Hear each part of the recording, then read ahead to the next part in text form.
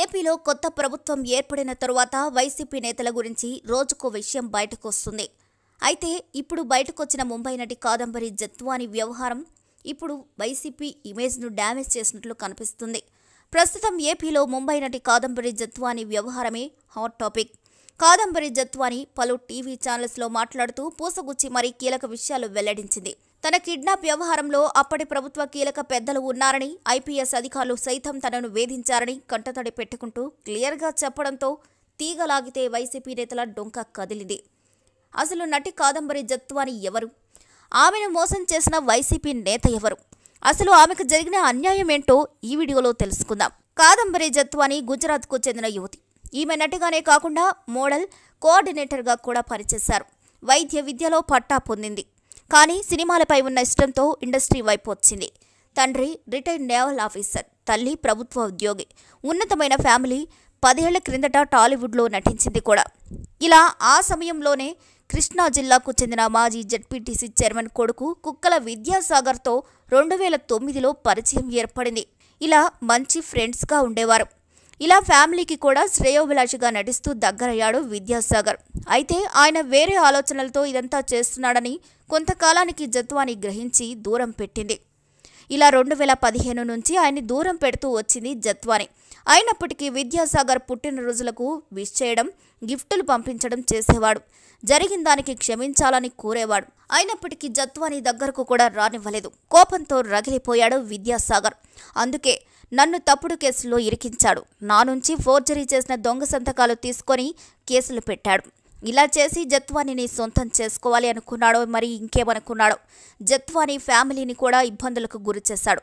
ఇలా ఏపీలో అప్పటి ప్రభుత్వ సలహాదారు సజ్జల సాయం తీసుకొని జగన్ అండతో పోలీసులు ముంబైలో ఆమె ఇంటికి వెళ్లారు. ఆమెను కుటుంబాన్ని భయాందోళనకు గురిచేశారు. అంతేకాదు, జత్వాని ఇంటిపై దాడి చేసిన పోలీసులు జత్వాని ఫ్యామిలీకి చెందిన 10 ఫోన్లు తీసుకెళ్లారు. వారు తీసుకుని వెళ్లిన ఫోన్లలో చాలా సాక్ష్యాలు ఉన్నాయని జత్వాని చెప్పడం విశేషం. అంతేకాదు, జత్వాని ఫ్యామిలీకి చెందిన బ్యాంక్ అకౌంట్లను సైతం బ్లాక్ చేయించారట కూడా.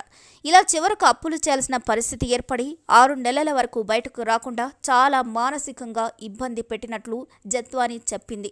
ఇలా తన కుటుంబాన్ని విజయవాడలో ఉన్న తన గెస్ట్ హౌస్లో బంధించారని, చాలా ఇబ్బందులకు గురి చేశారని మీడియా ఛానల్స్లో వస్తున్నాయి. అయితే ఈ విషయాలపై జత్వాని క్లారిటీ ఇచ్చారు. ఇక ఆ విషయాలన్నింటో కూడా మనం ఆమె మాటల్లోనే తెలుసుకుందాం. విజయవాడలోని గెస్ట్ హౌస్లో మమ్మల్ని ఉంచారనేది అబద్ధం. నాపై, నా ఫ్యామిలీపై తప్పుడు కేసులు పెట్టిన తర్వాత ఓ భయంకరమైన ప్రదేశంలో మమ్మల్ని పడేశారు. అందరినీ మానసికంగా చాలా హింసించారు. ప్రతిరోజు వచ్చి వార్నింగ్ ఇచ్చేవాళ్లు.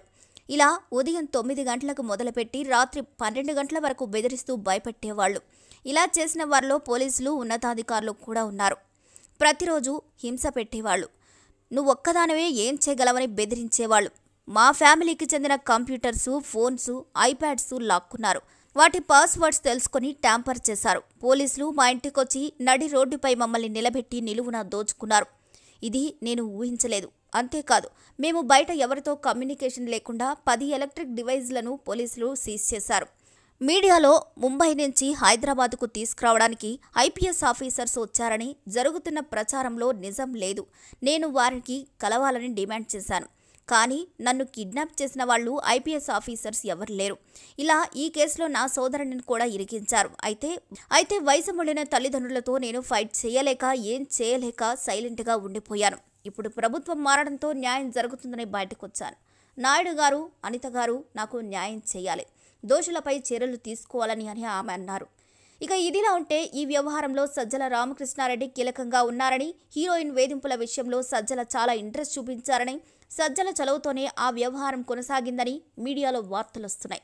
అంతేకాదు, హీరోయిన్ కేసు కోసం పోలీస్ వ్యవస్థని దుర్వినియోగం చేసినందుకు టీడీపీ నాయకులు, పలు మీడియా సంస్థలు చెప్పడంతో వైసీపీ ప్రధాన కార్యదర్శి సజ్జల రామకృష్ణారెడ్డి స్పందించారు.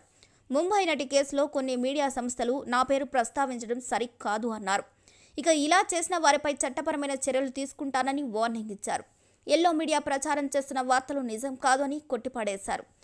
కూటమి ప్రభుత్వం ఎన్ని హామీలు అమలు చేసినా తెలివిగా తప్పించుకోవడానికి టీడీపీ చెప్తున్న కుటిల యత్నాలను భాగంగానే ముంబై హీరోయిన్ వార్తలు ప్రచారంలోకి వచ్చాయంటున్నారు సజ్జల. మరి ఈ విషయంలో మీ అభిప్రాయాలను ఏమిటో కామెంట్ ద్వారా తెలియచేయండి. మరిన్ని అప్డేట్స్ కోసం మా ఛానల్ని లైక్ చేయండి, షేర్ చేయండి, సబ్స్క్రైబ్ చేయండి.